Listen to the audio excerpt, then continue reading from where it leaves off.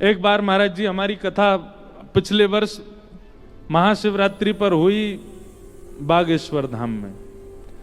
वहां तो प्रेतों का तांता लगता है, इतने सारे प्रेत आते हैं वहां, तो कथा में ही प्रेत आते थे, कथा बैठ के सुनते। मतलब अप्रत्यक्ष प्रेत तो होते ही हैं कथाओं में। कथा जब होती है ना तो कई जीवात्मा यहाँ बैठी होंगी, वो 7 दिन बाद मुक्त हो जाएंगे। तो प्रत्यक्ष प्रेतों को हमने पहली बार कथा सुनाई, और 50, 60, 100 नहीं थे, कम से कम 10-15 हजार प्रेत थे। और महाराज जी वहां के पर्चा बनाते हैं, सबके प्रेत भगाते हैं, हमारे मित्र हैं। एक दिन क्या हुआ, महाशिवरात्रि वाले दिन नमः शिवाय, सुबह सुबह महाराज जी ने कही कि महाराज आज की आरती भैया आप करो। आज आप आरती करके आओ बागेश्वर बालाजी की। अब मुझे नहीं पता थी कि वहां मंगला में ही सारे प्रेत आते हैं, मुझे थी सब दर्शनार्थी आते हैं। अब जैसे ही मैं आरती करने के लिए गया तो सब ऐसे हाथ जोड़ के खड़े थे दर्शनार्थियों की तरह, लेकिन जैसे ही हमने आरती पकड़ी और घुमानी प्रारंभ करी, महाराज सबरे प्रेत बन गए। और चिल्ला में चीखें और रेलिंग पकड़ पकड़ के मारे, सिर घुमा में, बाल खोल लिए सबने।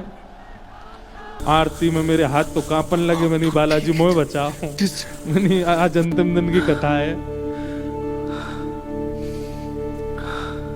जैसे ही हम बाहर निकले आरती करके, तो थे साथ में भाई लोग कई थे हमको बचाने के लिए,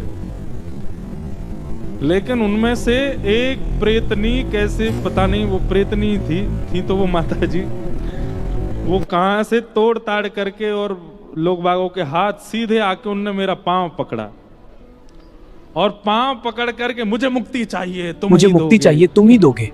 अरे ये मेरे बस की बात नहीं है, तुम ही दोगे, मुझे विश्वास है। कूद काट के मैं भागा तो श्रीमद् भागवतान मुक्ति सप्ताहम वाचनम कुरु। तो हमको एक पंडित जी थे साथ में, बोले महाराज जी आपको इसलिए पकड़ रहे हैं, आप कथा सुना रहे हो ना, आपकी कथा से ही मुक्त होंगे, इनको मुक्ति चाहिए इसलिए आपको पकड़ रहे हैं। तो भैया ऐसे प्रेतों की मुक्ति होती है कथा से। जो जघन्य पापी होते हैं वही प्रेत बनते हैं। अगर आपको हमारी वीडियो पसंद आती है तो लाइक और सब्सक्राइब जरूर करना। राधे राधे।